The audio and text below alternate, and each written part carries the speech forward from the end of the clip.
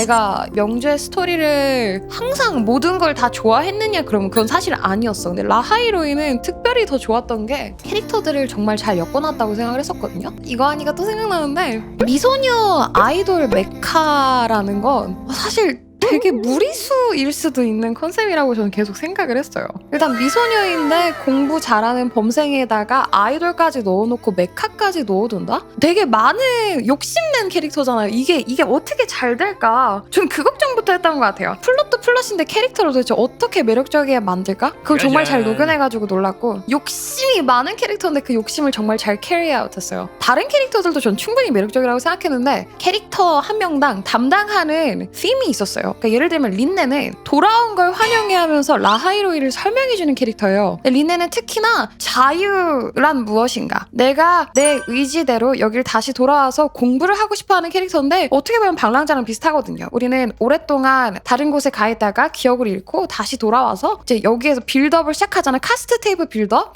그래서 린네가 막 도파민 터지는 구간은 좀 적었을 수는 있을지언정 라하이로이의 우리에게 약간 그 합당성과 빌드업을 주는 캐릭터로 참 좋았고요. 모니에는 우리한테 이제 라하이로이란 어떤 스토리가 될 거야! 라고 해준 캐릭터 같았어요. 꿈이랑 희망에 대해서 얘기를 하는데 별거 아닌 되게 작은 우리 하나하나가 꿈을 이뤄나가는, 어떻게 보면은 모니에 때부터 나름 엔딩이 다 나왔던 것 같기도 해요. 뉴솔라 세레머니 함께 보자고 하면서 거기에서 방랑자가 했던 말 중에서 내가 가더라도 너네는 스스로 갈 수 있을 거야, 대충 이런 말을 해요. 나 가도 님들끼리 알아서 잘할 수 있을 거야, 이런 거 하는데 처음에 들을 때는 뭘까, 도대체 뭐 때문에 얘네를 버리고 갈까, 어떤 합리적인 이유가 있어야만 이 아이들을 다 버리고 갈 수가 있는 거지? 라고 생각을 했는데 그게 잘못된 생각이었던 게, 얘네를 버린 게 아니라 우리가 다 같이 만들어 나가는 라하이로이이기 때문에 내가 없어도 우리끼리, 인간 참가였잖아요. 3.3 끝나고 보니까 그거를 위한 빌드업이었던 거야. 나는 그래서 그거 보고 와 진짜 잘 썼다 이렇게 생각을 했어. AMS는 뭐 말해 뭐해, AMS 우리 감정에서 시길름이 태어나죠. 거기에서 이제 걱정, 분노, 두려움 이런 게 다 나오고, 그 감정이 보이드에 들어가서 오염이 돼서 실체화를 하면서 되게 사람적인 마음을 많이 보여주는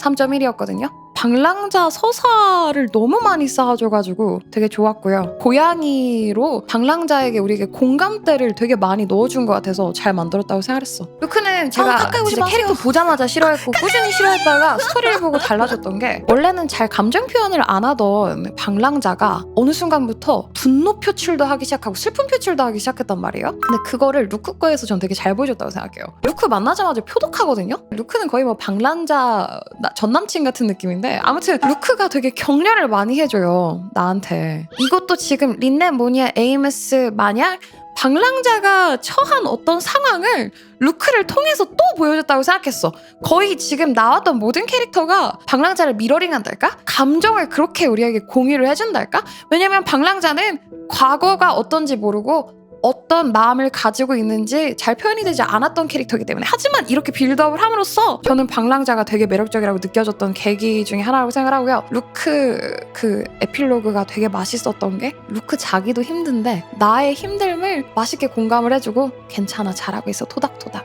우리 같이 찾으러 가자, 아직 우리에게 미래가 있어. 그래서 그게 되게 좋았던 것 같아요. 되게 인간적인 스토리였어. 시그리카는 이제 압박감? 모두가 시그리카에 거는 그 기대감? 이런 거를 잘 보여준 캐릭터였어요. 쭈글 했던 것도 물론 좋긴 한데 그런 걸 다 떠나서 완벽한 캐릭터만 저희에게 보여주는 게 아니라 얘가 그걸 어떻게 역경을 헤쳐나가는지, 그래서 그거 보면서 저는 되게 많이 위로를 받았고, 루실라도 되게 비슷했던 것 같아. 그래서 이거를 다 거쳐오면서 방랑자도 성장하는 계기가 되고, 히유키 때는 또 큐쿠루에게 이제 하고 싶었던 말도 있고 언니가 그리웠던 마음도 있는데, 방랑자를 통해서 자기가 어느 정도 힐링을 하고 자기만의 주관이라고 해야 될까? 자신감도 좀 생기고, 그걸로 이제 위로와 힘을 받은 다음에 언니를 마주하고 언니를 보내줄 용기가 생긴 거? 난 그게 되게 맛있었어요. 데니아의 경우에는 아직 다 안 나왔잖아요. 서사가 부족할 수 있는데 거기다가 바로 미아를 박아버리더라. 그거 보고 진짜 보법이 다르다고 생각을 했어. 리나시타에서도 미아 서사는 성공한 서사라고 나는 생각을 했는데, 거기에다가 미아를 넣어버리니까